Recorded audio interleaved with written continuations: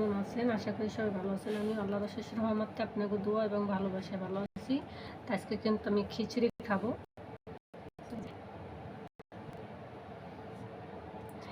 শীতের দিন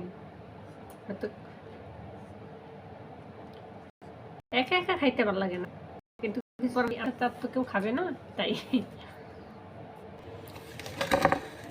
তো খিচুড়ি আমি খাবো। বিসমিল্লাহির রহমানির রহিম। একটু লেবু লইলি না, বিসমিল্লাহ।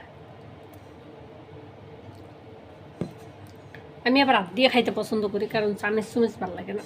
যত হইলে আমি বাঙালি। বিসমিল্লাহির রহমানির রহিম। এটার ভিতরে আছে কিন্তু মাছ, সবজি খিচুড়ি, কিন্তু একটু মাছ দিয়েছে, এক পিস মাছ। বিসমিল্লাহ। মাশাআল্লাহ, অনেকদিন পর যে কোনো জিনিস খাইলে একটু ভালোই লাগে। ডান্নে এক বল নিছি।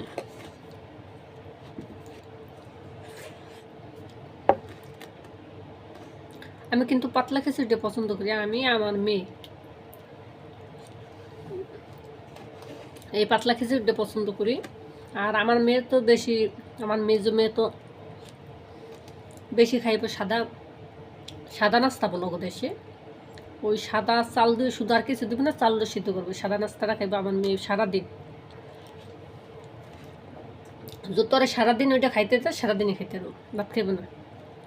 সেটার সাথে ওই কত্রি ভর্তা, এটার সাথে ভর্তার দরকার, কিন্তু আমি ভর্তা বানাইতে পারিনি।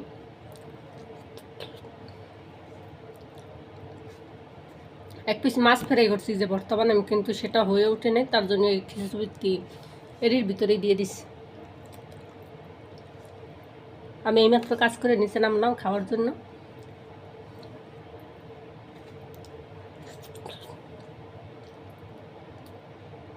প্লিজ আপনারা একটু আমাকে সাপোর্ট করেন গো। আলু মনু সব নাস্ত হয়ে গেছে, এক লাখ দিয়েছে তো সব ডাইল হয়ে গেছে। এই খিচুড়ির কথা খুব মনে পড়ে, কারণ দেশে থাকতে কিন্তু এরকম শীতকালে বেশিরভাগ খিচুড়ি হয়, এক জায়গায় বসে খাওয়া যায় রোদে বসে। তারপরে বৃষ্টির দিনে এই জায়গায় তো সেটা সম্ভব হয় না আর কি। হয়তো আপনি বলবেন যে একটু খিচুড়ি খাই কতই, কিন্তু এটা কিন্তু আমার কাছে অনেক কিছু।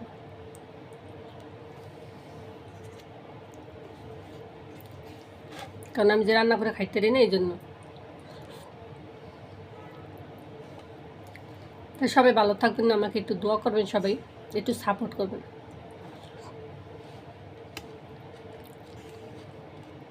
আপনাদের সবার একটু ভালোবাসা চাই।